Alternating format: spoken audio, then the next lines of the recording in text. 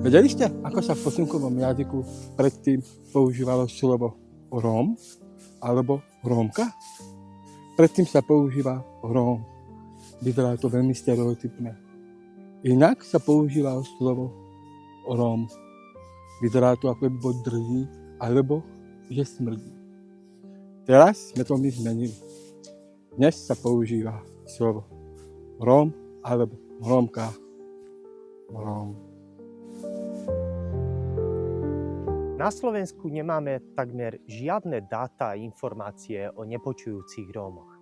Preto ja vyjadrujem veľkú podporu organizácie Svet ticha, ktorá sa rozhodla pomôcť tejto komunite.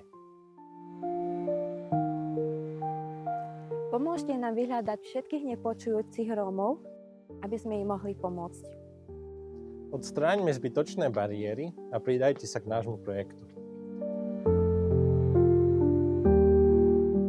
My sme hlasom nepočujúcich Rómov. Pridajte sa k nám. nám.